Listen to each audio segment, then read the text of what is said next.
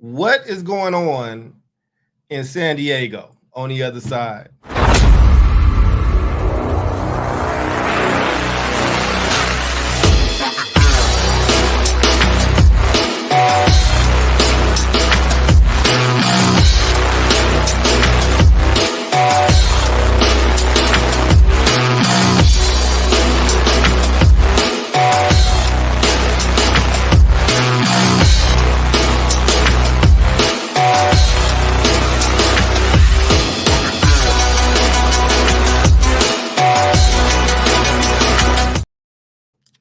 Hey, everybody, welcome back to another episode of the South Star Classroom, showing love to our gracious matriarch Jubilee, who's not here with us today, but that's David, that's Omar, I am Charles, and we have a very interesting topic today. So for intros and all that stuff, you know what, let's just do this the right way. Mr. Castillo, take us away, our fearless leader. What are we talking about today? And if you need to do check-ins, brother, it's all you. Yeah. Thank you. I feel like we're going to need to do check-ins before we get into this topic.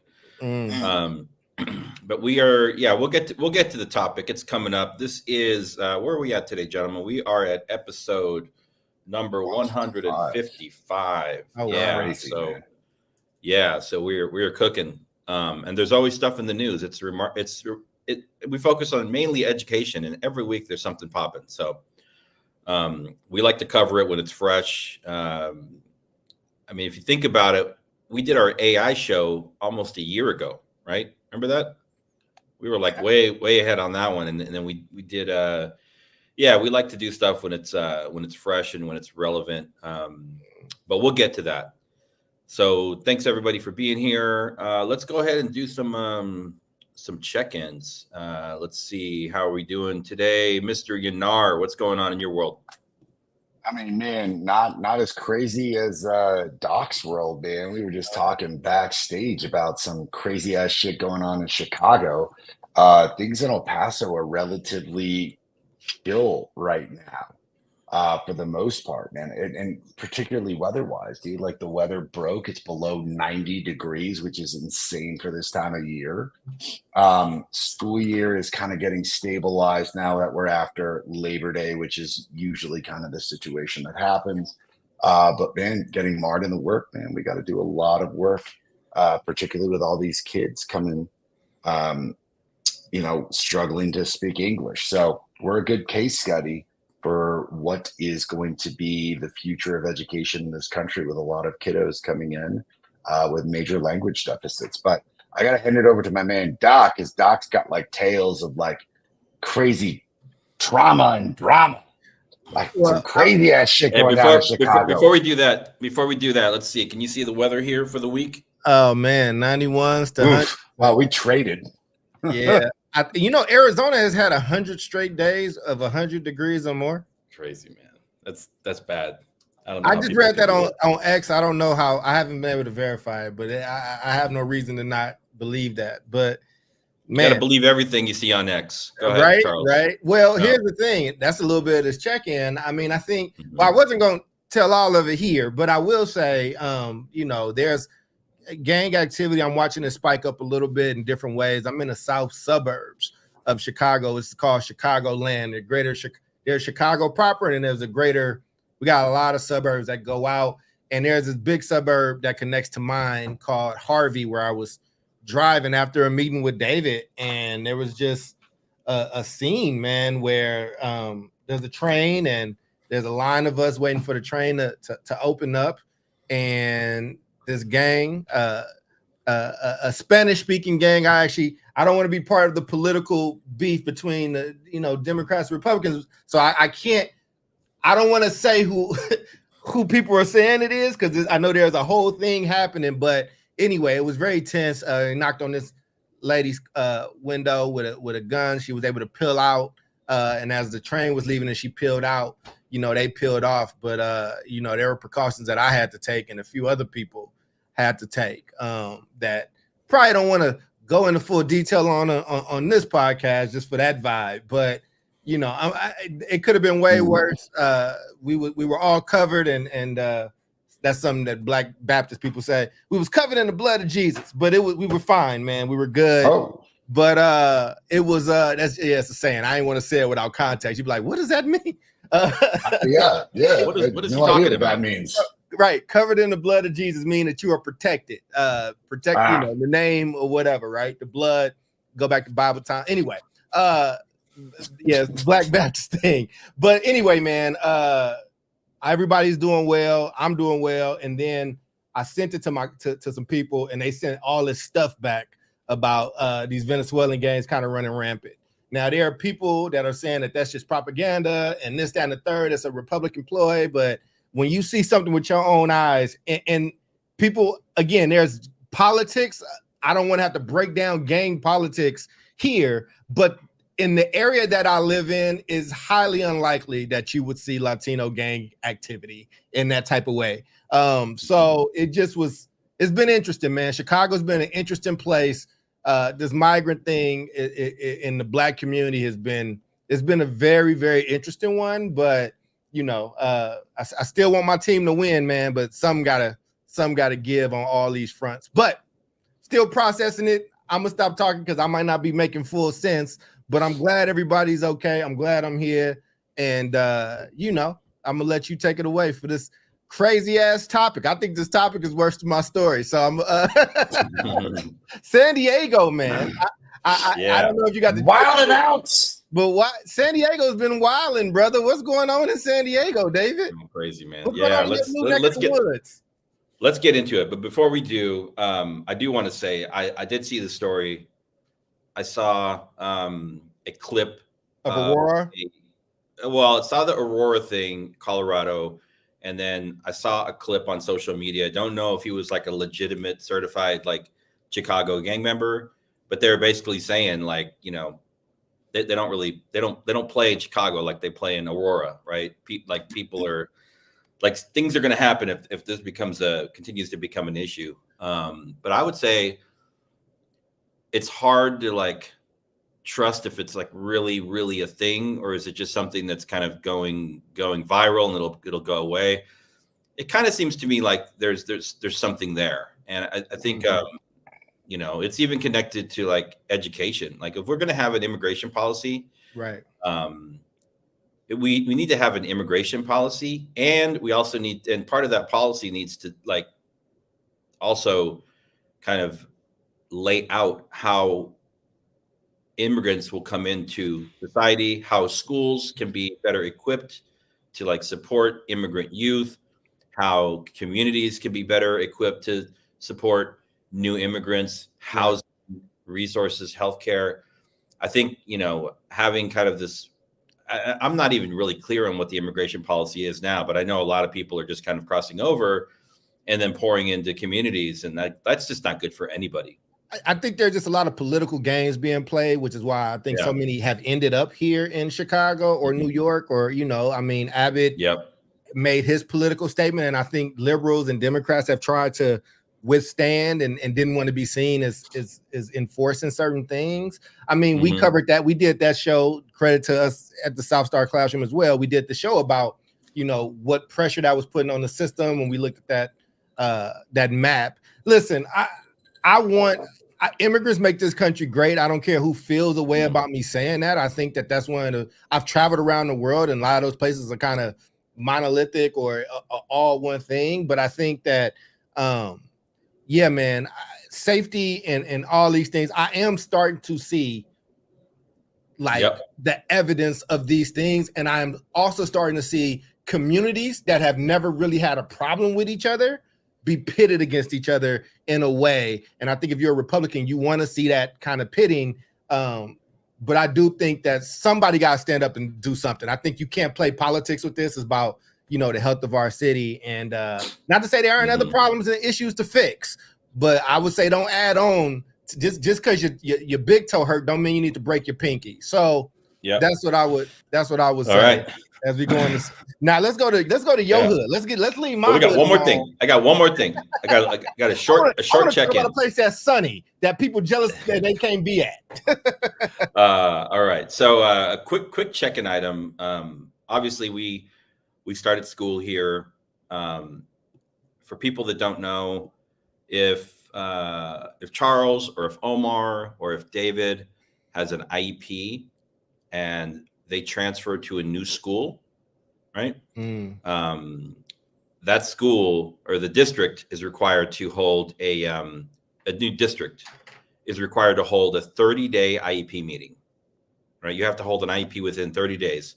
It's not a full-blown IEP, but it's just like, hey, let's look at what's documented in the IEP for the student, what services, what accommodations, what would that look like in the new district, right? Do we need to make any changes?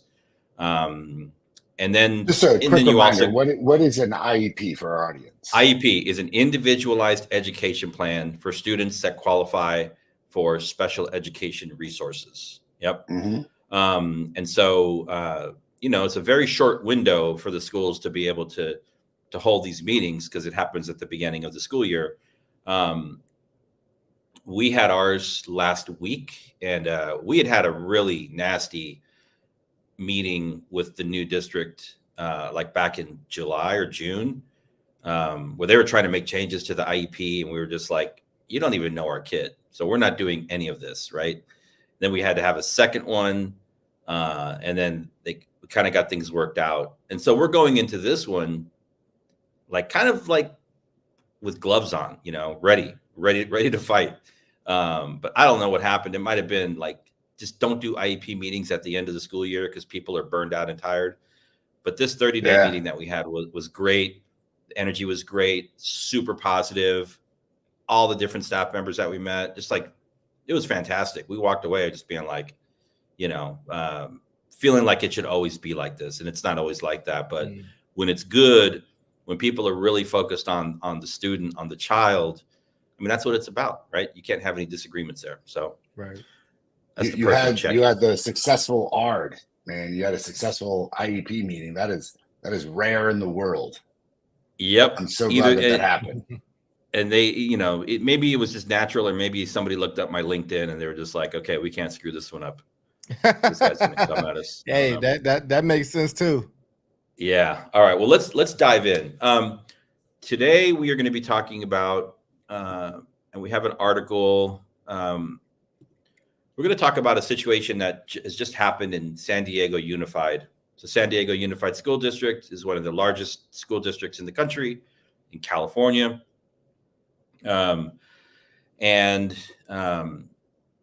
The superintendent, who is relatively new, his name is Lamont Jackson. He was terminated last week. So it's kind of big news. We heard a couple of months ago or weeks ago that there was an investigation happening. We didn't really know what the investigation was about. Kind of felt like it had to do something, in and around a personnel issue.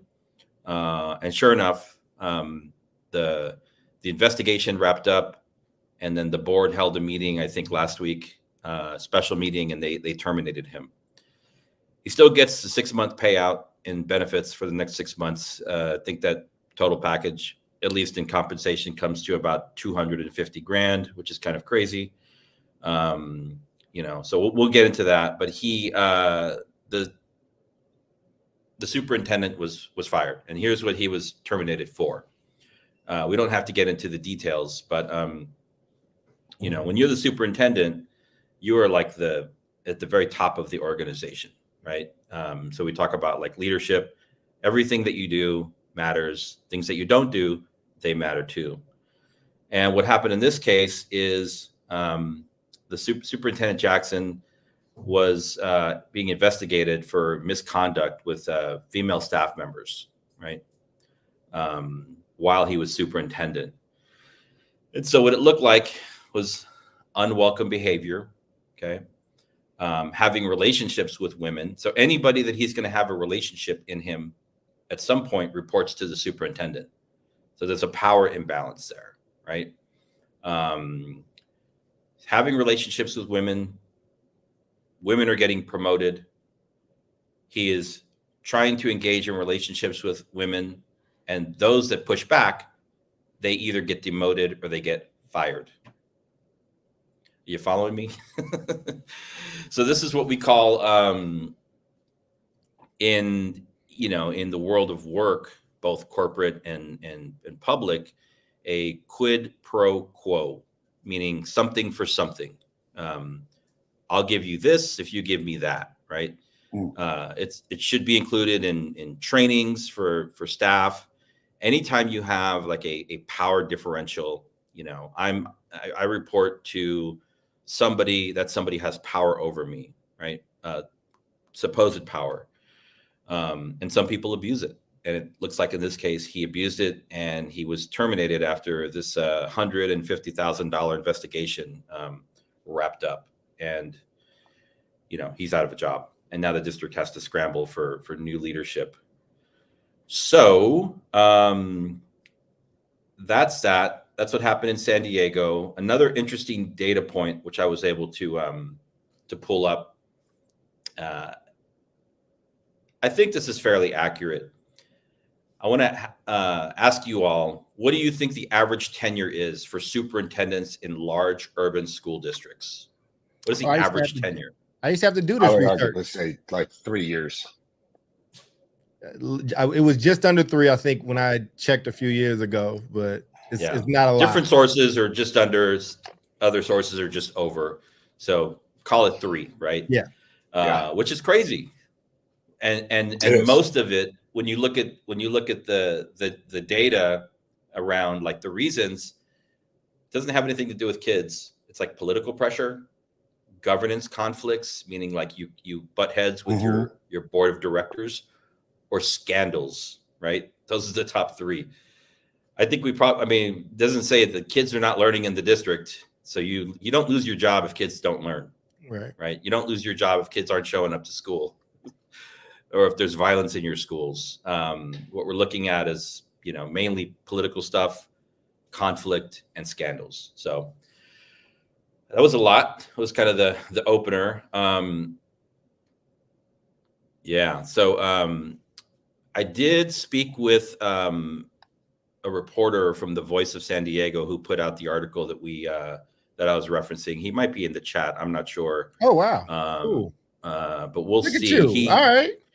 Well, he's been following the story for a while. I'll let you know if I see him pop up. He wrote the story that we're looking at. So we'll start there with kind of like what we know happened, and then we've got some other topics related that we can go into. So initial thoughts.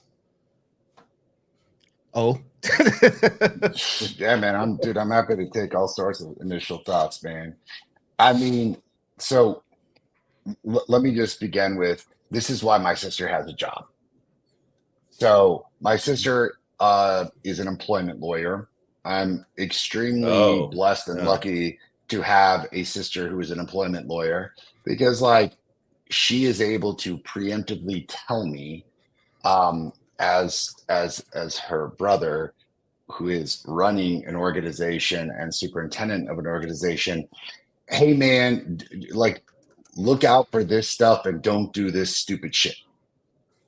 Now, granted, like I think my mom at the sterling age of 8 years old was like, Boogie, which is my nickname, Boogie, don't do anything stupid that's going to compromise your career. And then she went into explicit detail about what those stupid things are. I don't want to get into the detail, but let's just say this superintendent of San Diego really exemplified all of those things.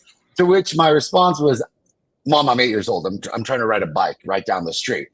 Don't ever let this happen to you, Boogie. And this is why. This is exactly why Mom had these conversations with me, why my sister is an employment lawyer sharing information with me, because one, this is just like boneheaded shit, right? A superintendent going out and doing this stuff. But like, let me put this into a couple different contexts that our audience may be like, yeah, we know this is boneheaded shit. Where are you going with this? One, the reason my sister has a job is because the next step is that she will be representing the 2 women who were fired. So if these women who rebuked this superintendent's advances were fired, that's retaliation. That is super duper illegal. My sister would be the lawyer representing those two women. So the superintendent not just got himself into a scenario where he Yeah. was dismissed or fired. This guy is now going to have legal action put against him and put against the district, both personal and professional, for a very long time. A very, very, very long time. My sister's made a career out of this. This is going to be another 3 years of this, like following this person around. So you've got the ethical implications of like, bro, this is wrong. But then, like, I want you to think about like the political implications. If you're a female that got promoted because you curried favor with a superintendent, like that is like the number like 2 thing that I'm always consistently thinking about, like running an organization, is like, I don't want any person within my organization who got promoted ever be questioned as to why they got promoted. It must be beyond a shadow of a doubt because they earned that position because of their professional prowess. Completely the merit system, not the spoil system. This ain't Chester A. Arthur. This ain't the 1880s. This ain't the assassination of James Garfield by James Cocteau, who did so for the spoil system. Yeah, man, it goes deep. Doc's like, what the shit are you talking about, man? I'll get into that I'm shit just later. enjoying listening to you, brother. Continue. Indeed, man. This ain't that shit. This is like, we gotta, like, if you're looking out for the betterment of these females, like they need to be earning these positions, because now that's going to follow them for the rest of their lives. No one is ever going to look at those females again and think that they earned a position because of merit. They're like, oh, what did you do to get into this position? That can ruin a career. That can follow you around. Those are some bad skeletons in the closet to have, that this dude and these women just kind of lackadaisically kind of like fumbled upon, if you will, right? But like this gets into, like, you're right about the superintendent tenure. Like, what is this shuffling and shit? Because I'll touch on this, then I'll hand it over to Doc. I see this in El Paso a lot. And what I've seen happen in El Paso is really, in the last several years, 2 things. One, which was happening, is you could have the superintendent come into a very difficult district like El Paso with a very difficult population, a lot of emerging English learners, a lot of low-income kids. It's a tough district. And what will happen would be like, increase student scores by 1%. Then they'll get a cushy job in some nice ass suburban district in Arizona because they stuck around here for 2 to 3 years, and they'll stick around there for like 10 years because they don't need to do jack shit. El Paso, on the other hand, has had like several scandals, cheating scandals, legal fraud scandals. I mean, the last 2 superintendents have both been removed. One because one went to jail, and the other one was dismissed because he's embroiled in a $25 million lawsuit for fraud over in California. The one that's in there now, there's some interesting financial shit going on from her past, so God knows what's going to happen there. But like, this is why superintendent tenures have this weird shelf life. It's either I'm in this as a tadpole jumping point to a very easy district, or I am scandalous. And I think the crux of this conversation for me is going to come down to, what is this about? It's kind of like, who the hell runs for president? Like, when I was reading and doing the kind of prep for this conversation today, I was like, a lot of this is embroiled in like, what kind of personality becomes a superintendent, and why do they believe that they're above the law, pulling some like Bill Clinton shit in office? Exactly. Hey, you come on over here and come talk to me for a minute. And like, there's a weird ego thing. So those are my initial takes. I got a lot more deeper thoughts on that. Doc, with a beautiful Blue Jays hat, what are your thoughts, man? I mean, I have no problem giving it right back to you. You know, we were talking off camera. You know, even when I have my radio show and we would have stuff on the docket and it was about like certain types of misconduct, the thing, I was like, I don't know. I feel like a at times like a tabloid almost, right? Like, I think, you know, as somebody who watches who watches hospital shows or lawyer show, any show, like there tends to be more getting together than surgeries happening, right? Like, I mean, it's one of those things. My thing that I go to with this is normally, how are those kids doing? What does that education stuff look like? Because when I worked in a superintendent's office right next to a guy, you know, and we're trying to do the work, so much of my work was always dragged out into political stuff, other things. Yeah. Always other things, and the business of education never kind of gets to take place. I think we've heard a few things about San Diego. I think we looked at that chart where they had inflated grades as an issue, you know, and they're trying to look, man. It's messy. It's a mess. It's messy. These are not hard waters to muddy and messy up. And I honestly think that not this group, not present company included, but there's people that like these type of headlines, right? Because it's gonna sell papers, it's gonna get clicks, it's gonna get, you know, this is where somebody can make their bones on it. I don't know what happened. I haven't read I read, you know, articles and parent reactions and things of that nature. But it's like, all right, school is starting now. So now that that's been handled for the most part, like you said, it's going to be a long, arduous process to put that to bed legally. But for y'all that don't know, districts tend to have money off to the side. Most districts are paying something off. They have to pay some they lost the IEP thing. A kid didn't get what they needed to. Wrongful termination suits.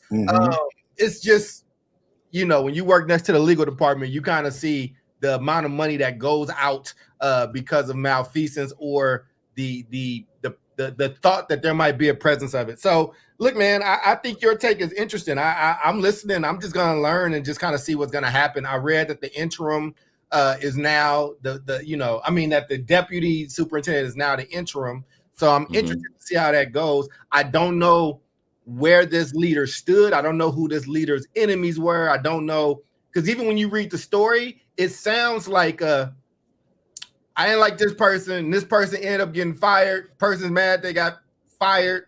Multiple people mad they got fired. Got this story. Investigation starts. This is where we are. Like, you know, I don't know if we're hearing these stories in the same way if nobody got fired or certain people didn't get promoted, right? Like, I don't know if these people got promoted because of that reason or because I think that's the reason. You know what I'm saying? I don't know. Sure. And it makes my head hurt to try to figure it out. So, but you know, kids can't read. So I want to just throw that in there.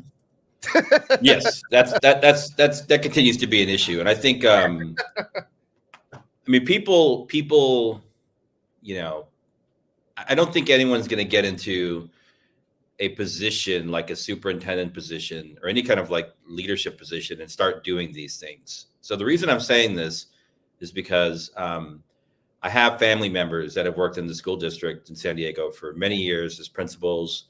And I tried to get one of them on the show today and she's like, I'm not going. You know, the culture in the district is, you know, she's been very clear. It's really a me culture. How do I advance through this system? Right.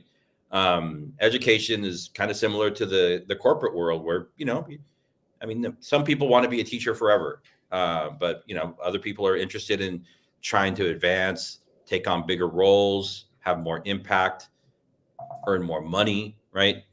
And it's interesting, you know, I don't really know how Superintendent Jackson ended up in his role, but I do know that the former superintendent of San Diego Unified, Cindy Martin, was chosen by the current administration in DC to join Cardona's, his team. So she's like the under superintendent or second superintendent, whatever.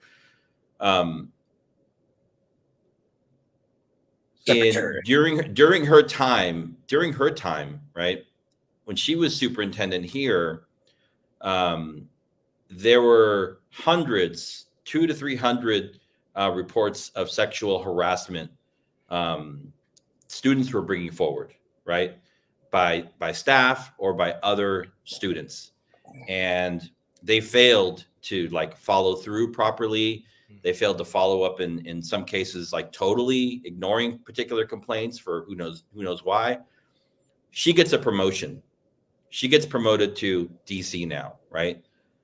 I don't know what kind of other system promotes that kind of behavior, right?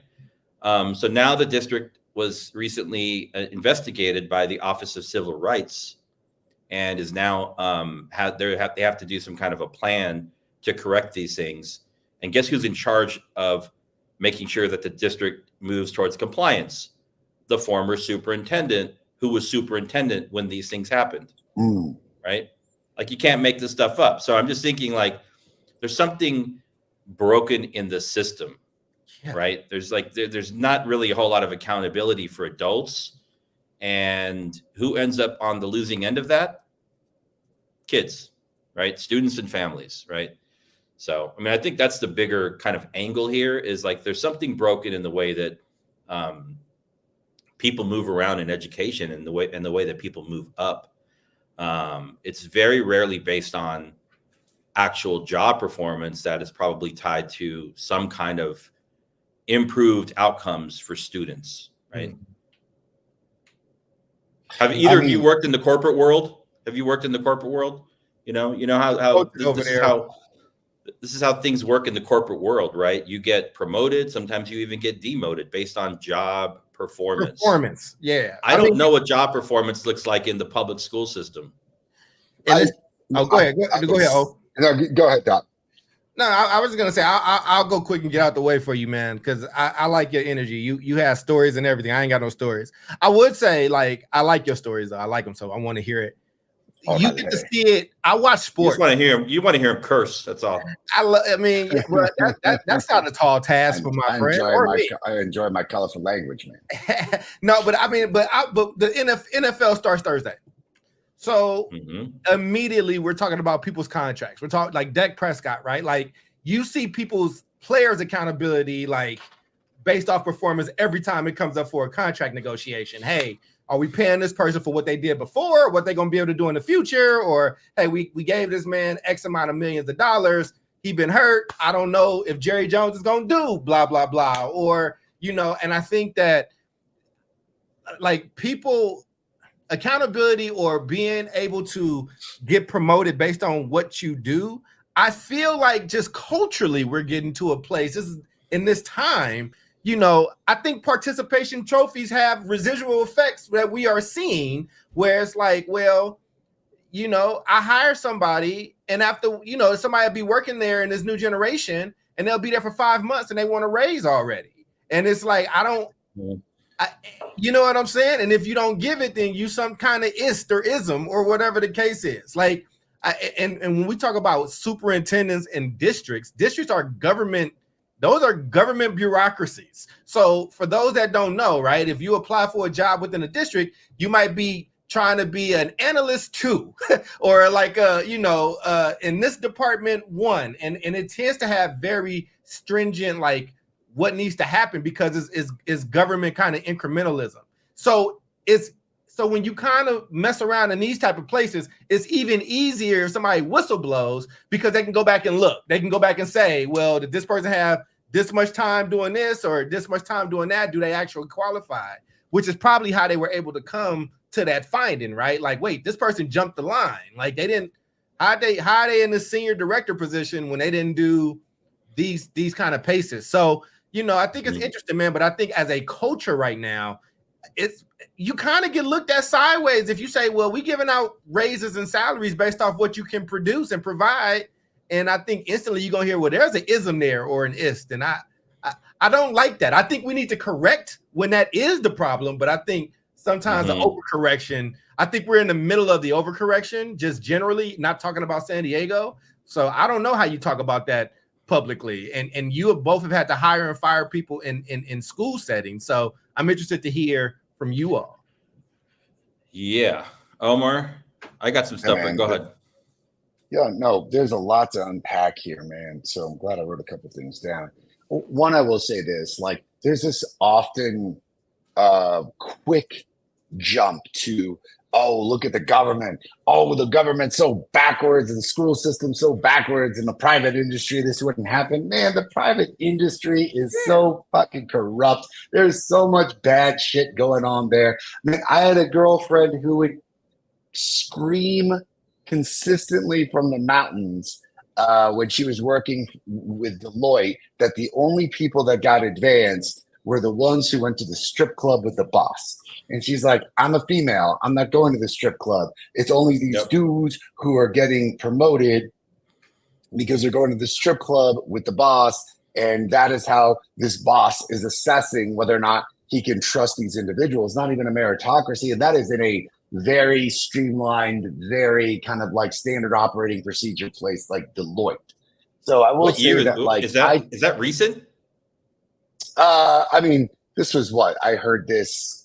God, how long ago? Maybe about 6-7 years ago. But like, that's relatively recent. Not like 15, 20, 30 years ago. You know, this is super relatively recent. But like Mad Men, right? Yeah, dude. I mean, but this is what I'm getting at, and this is what I find to be kind of fascinating about this discussion personally, is like the politics of the position, the psychology involved, and the politics of advancement, right? So one question that I have is like, what kind of person and what is the psychological makeup of someone who wants to get into like a superintendent position? It's interesting to me. And I will say this, like, there is, in my opinion, a stark differentiation between the kind of superintendent I am and then a district superintendent. Like, and particularly my path. And I don't need to get into the huge differentiation of it all, but I can say that, like, I saw a problem. I wanted to create a school system that would address the problem. And that problem is definitively about like student scores and student results. And that has been the ongoing goal. So when people are like, how the hell did you become a superintendent? It's like, I just made myself one. Like, but the usual route is one of politics, extreme politics. I became an assistant principal, and it was through the political connections that I wound up becoming a principal. And then I wound up getting my certification, and it was through these political positions that I wound up garnering a superintendentship. And a superintendentship is kind of like a Z-list politician, you know, D-list politician, Z-list politician. You're our top tier politician if you're trying to survive in Oakland or Chicago or LA as a There you go. There you go. Right. In some places, like, yeah, man, like the soup of Chicago, New York, like, dude, you're next up, you're running for mayor or governor of one of these major cities, right? Shit, dude.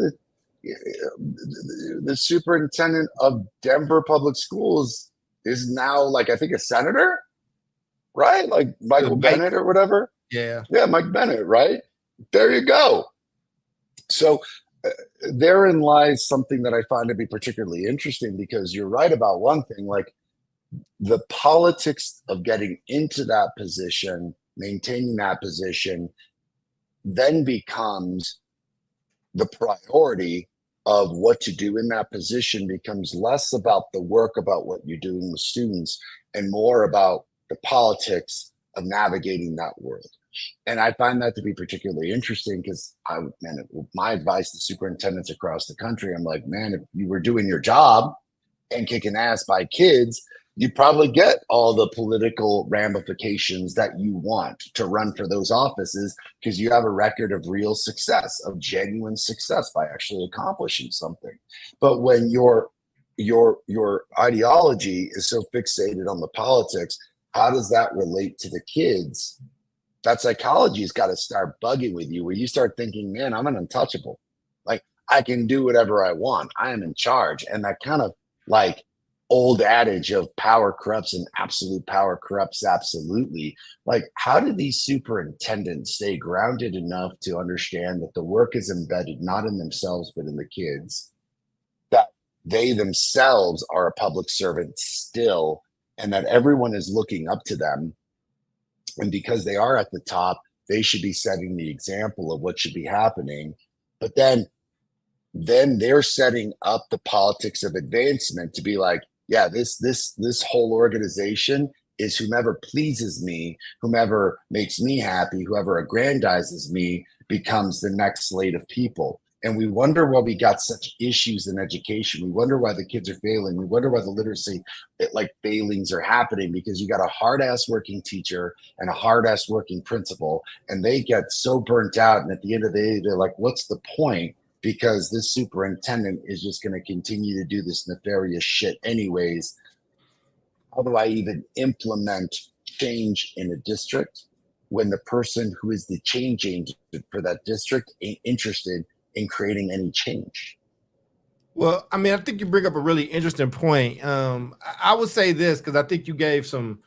Let me help people that don't work in our field understand, right? And you know, Brian used to tell me this all the time too, David. Like when I get frustrated about the education stuff, and it's like, well, OUSD is not. You think OUSD is about education, and it's not. At one point, it was the second largest job provider in Oakland, and so like in districts that are mid to large level size districts, like you said, like Omar is not kidding when he says it's a very political job, because it's the economic center for a lot of people, right? That's why when certain things happen, you like, listen, it's not just teachers that are employed in the district. It's grounds people, it's food people, it's security people. It is a, in and of itself, it's an economy. And so like when you start to play with, like, there's a reason when I worked at OUSD to get like, you know, just a reimbursement, I still had to do triplicate because the person on the 5th floor that processed that has a union and a rep, like, and that person still needs to have a job, right? We're doing triplicates, you know, and doing handoff payments, you know, 5 or 6 years ago, right? Like, so I just don't know if people understand, like, if you are the superintendent of Los Angeles schools, like, you are in charge of billions of dollars. Like, Oakland is small, and I think we're almost at $1 billion. And Oakland is a relatively small district. So it's like 36,000 students there. Now, look at LA, Chicago, and New York. So I like what you were saying, Omar. I just know that stuff was shocking to me, and I work in the place. So I'm assuming that the pedestrian people here that don't work in education are like, oh, I never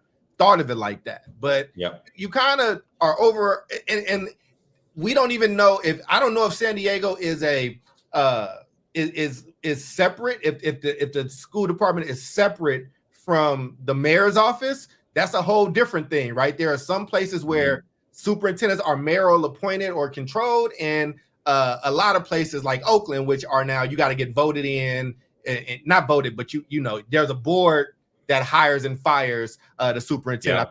I think San Diego has a board. So politics is crazy. Like there's a lot of stuff there. So not to get that boring bit of information, fellas, but I just know people don't have that context. So you both raised this issue, and I want to get into this right now. This comment's on point. There's a union lens here, right? I was just looking at the superintendent of Chicago Public Schools, right? Pedro Martinez, who was in San Antonio for many years. The mayor was recently like signaling that he wanted to like replace him, like now, because of some initial failed attempts to negotiate at the bargaining table with the Teachers Union of Chicago, which is one of the most militant teachers unions, right? Ever. I'll never forget the one of the leaders of the Chicago Teachers Union, when COVID happened, was like posting photos of herself on the beach in Puerto Rico, right? I'm like, the schools are shut down. As she was saying, why schools had to remain shut down. Exactly. Anyways, don't want to get off track. So then what happens? You have a teachers union that is calling for the mayor, who was elected with the support of the teachers union, to fire him, Superintendent Martinez. But then you have this letter that's signed by over 400 administrators to say, like, you can't do this right now. It's the beginning of the school year. It would be terrible for morale, and, you know, it would just be bad for the whole district.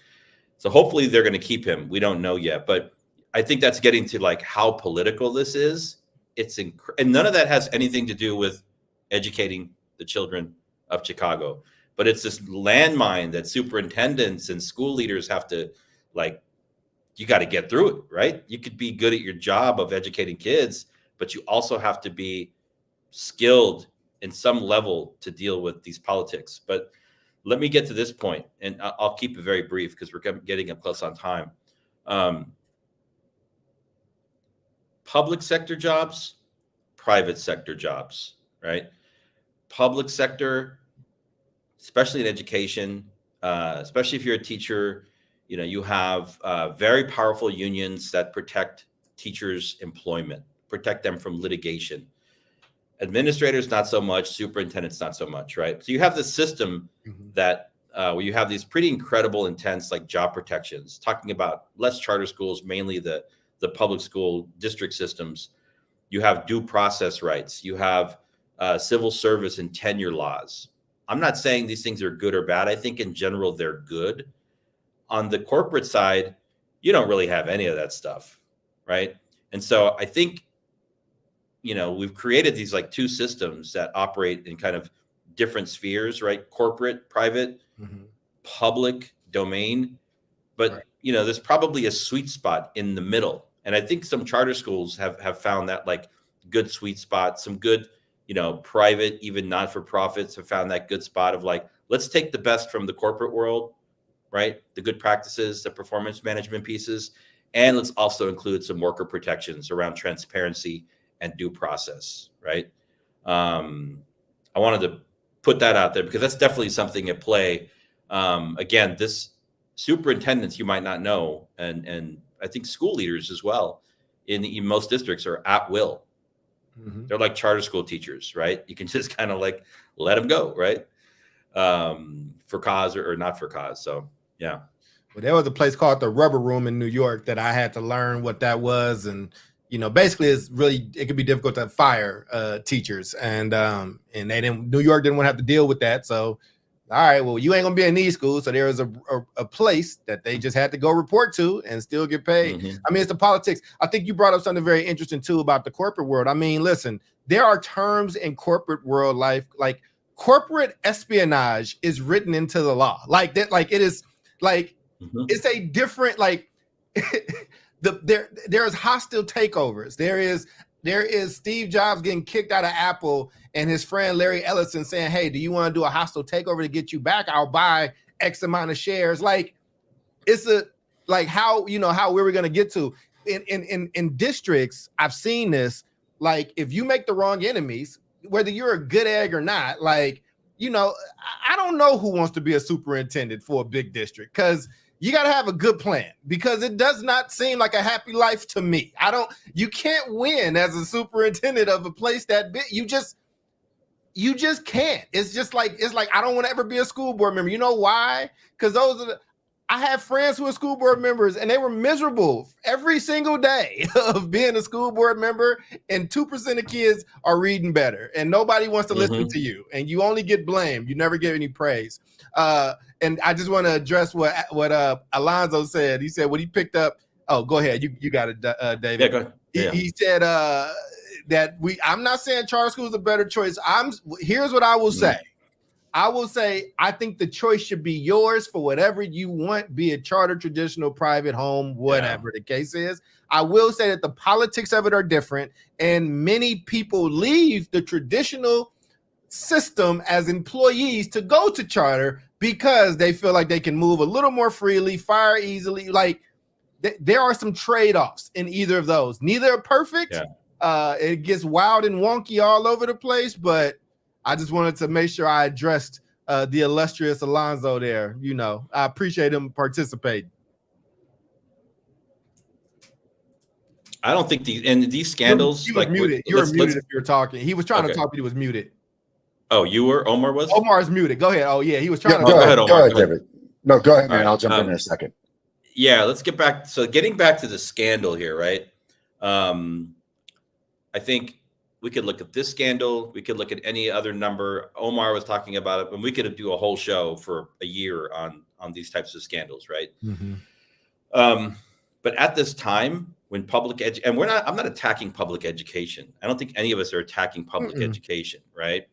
But at this time, when there is a very well organized campaign to attack public education, what they're calling it now is like school choice, right? It's a new kind of version of school choice. And they paint this picture of all of these terrible things that are happening in public schools, violence, all of the issues around like transgender and sex education and, teaching kids about the racial history of the United States of America. It's basically a fear campaign. Well, you could walk into any average public school in this country and it's going to look like school, right? I mean, you'll probably find some issues, but I think there's a big disconnect between the narrative of like, you got to get your kids out of public school. They're brainwashing your kids. Kid's going to come home with purple hair. Well, my kid already has green hair, so I don't care. My kid's already a communist, so I don't care. But I will say, I don't think these scandals are not helping people that should be defending public education. So it's like, they're kind of creating this narrative for itself, right? That people can just walk into. I'm talking about like the media, social media, kind of the world of the narrative around public district schools, right? Well, I mean, I was just having this conversation with Dr. Benitez, man, the co-founder of the Leadership Academy, and he himself is now working in a very large district, and no comment about any of that other than the fact that like we're nimble. The charter world is a nimble place. It's a place where things can happen significantly quicker because the way that it's built and the people within it. So like, it's not just the way that the charter is built. It's like, I built a charter organization specifically to be adaptive, responsive, consistently current with the times, adapting to the practices of what we need for the kids. And these very large scale systems were built to endure, literally decades upon decades upon decades. And the change is so difficult that even if you had a very enthusiastic superintendent that's like, we want to do this and we want to do that, you have a lot of people in the district that have this institutional knowledge that are like, yeah, man, we tried to do that 15 years ago and it didn't really go well. Well, yeah, we tried to do that 10 years ago and it really didn't do well. So what's the point of doing these things and trying to do these things? And therein lies another part of the problem, because my first part of the discussion was really about what kind of personality becomes a superintendent, and are they much more politically motivated than they are academically motivated? But then if you have a very academically motivated superintendent, is a good example like Tom Boasberg over in Denver, super academically motivated guy.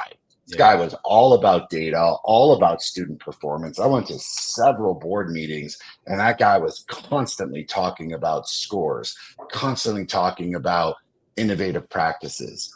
And he had the school board fighting him out on a bunch of stuff, unions fighting him out on a bunch of stuff, and then the institutionalization of the school district fighting him out on stuff.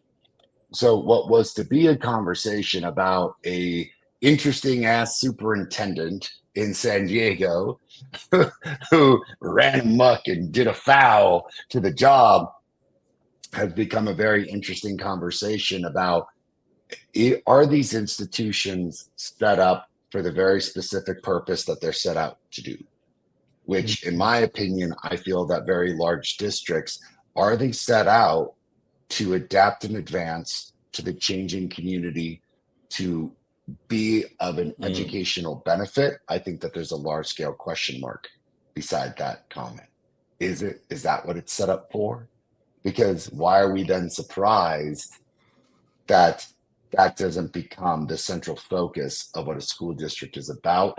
if that ain't what it's set up for to begin with. So crazy ass good conversation, gentlemen. We're at the end here, man. We got 5 minutes. We got to get into final thoughts and shit. I know, man. Well, can I just say one thing? I know people Yeah. like, yo, why do people want that job? It seems like it's terrible. So the 3 largest districts just are LA, New York, and Chicago. So Chancellor David Banks, meaning that New York has a bevy of superintendents, 45. The chancellor is over all of those people, $363,000 a year. CPS is Martinez, that's Chicago Public Schools. He makes $350,000 a year, and LAUSD is Corallo, and Corallo makes $440,000 a year. Base salary. That's base salary. That is not all of their incentives. That'll get a lot of those cats closer. Go ahead. Go ahead, brother. No. You know that better than I do, brother. Get in there. It's base, meaning that depending on what you negotiate, whether you get housing, an allowance, car allowance, whatever the case is, some security, things like that. So actually David and Omar probably do know it better than me, but yes. Yeah, and it's definitely not. I mean, it's not worth the money. I'll tell you that, man. That's good money, solid money, but for the job, I mean, that's crazy. Yeah, Alonzo, your comment quickly. I think when we started measuring things, that's when we figured this out. Right. Yeah, the short answer. I mean, so my closing. I do want to add I do want to add a quick flavor to that one comment, and then let's get into closing thoughts. I'm sorry, David, but like. A lot of people will talk about the good old days of education and like when. So like in the 1950s when we had segregated schools, like did we get out of segregated schools until really like the 1970s when people just decided to like act right? David brings up a really good point. Like what data was misconstrued around all that? I would say, just out of curiosity, education has always been, in my opinion, the facet of ensuring that upper middle, mostly white, and middle class, mostly white kids can get through a system, because statistically, the income of the parents is a better determinant for what is going to happen to that kid than the schools that kid goes to. I have this conversation all the time. I got rich parents calling me up left and right being like, please help me and tell me what to do for my kid, and they're in elementary school. And I'm like, other than read to the kid and make sure that the kid's peers are probably at the same accelerated rate, like you're already going to do it like that. It's going to be an inevitability. I will say for Alonzo, man, like when we started to really do the diagnostics of our schools, that's when we figured out that low income schools were performing horribly and started really to jam in. But that's something the Black and brown community has known since the very beginning. I got you. I couldn't help myself jumping in there. David, man, you got put you right back on track for closing comments, man. All right, I think my dog's okay. My dog is barking. I think what we've uncovered today, and we probably already knew this, is that the job of the superintendent, from small charter networks to, rural districts to large urban districts, is incredibly complicated. It requires multiple kind of skill sets. I think there's an instructional skill set, there's a human skill set, there's a managerial skill set, and then there's like the leadership skill set. Right. It's hard to find all those things wrapped up into one person. And you do one thing, you do two things, and you could easily find yourself, out on the curb like the superintendent from San Diego did. So I think it's complicated. I still have to do more thinking about this, because I'm thinking about it a little differently now. But I will say there are some things that in any workplace are just never acceptable, right? When these things happen, like sexual harassment, quid pro quo, targeting specific protected classes of people, these things are just never okay. And there's training that people should be doing from the top to the bottom, to the left, to the right of the organization, every organization. You have to like project to people that this training matters and this is why. And I think the last thing I'll end with is like, I think we do have to get back to the basics. One of Bill's earlier comments about like, let's get back to focusing on fundamentals and get back to a place where, you know, there's some accountability in these systems around if you're a superintendent, if you're a teacher, you should be able, you should be required to demonstrate that the money that you're receiving from the taxpayers is benefiting children. And that doesn't just mean that because you start the year and you end the year and you show up on time. I'm going another level deeper. You know, for a teacher, it's children in your classroom. For a superintendent, it's the kids in your district, and you have to be able to show that. And I think, you know, just keeping your head out of a scandal, we need to have a higher bar than that. So yeah, I'll jump in. And I mean, if Omar still has another one, he can go. I think kudos, double click everything that you said. I mean, scandal. I think I'm jaded from working in that place, that I feel like scandal will always be there. I think there's going to be a new scandal tomorrow. And I think that political enemies use scandal against you, but I don't know what happened. Quid pro quo is always a no-no in any type of business for the most part. Like actually the only businesses that allow quid pro quo tend to be illegal businesses. So it's kind of the first no-no. Like, you can't say, if you do this with me, I'll give you this. That's usually not, that's quid pro quo, right? If you don't do this, I'll fire you. If you do this, I'll promote you. But I think just in this larger context of conversation and running these systems, I mean, look, if you are an educator, there are a lot of people that aspire to be superintendents. And if you do it right, you don't need to be there. If you are the superintendent of LA Unified School District and you do 3 years and you leave without scandal, you will be able to make money for the rest of your life. Like, you will be able to consult, you'll be able to do something. And even if there is scandal, maybe you'll probably be able to do something.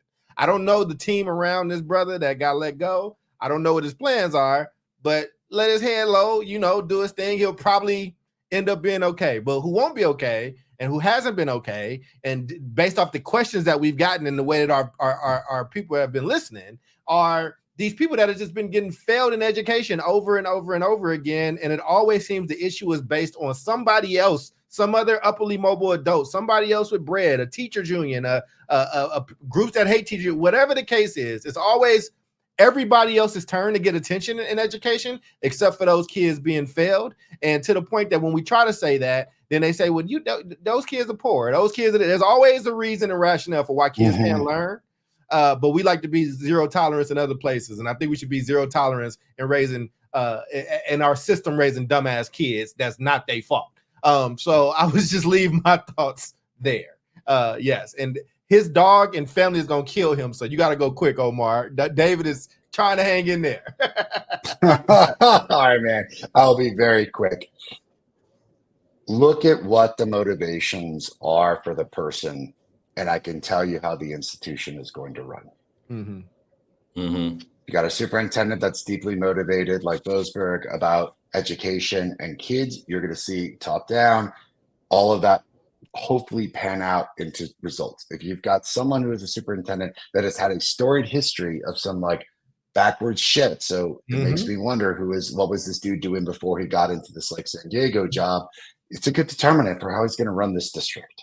And this is a hard job, because guess what, man? Like, as much as it sounds awesome to be superintendent, ain't no one want to be superintendent of any district in this country right now because of how difficult the work is, which should tell you something about superintendents and education, man.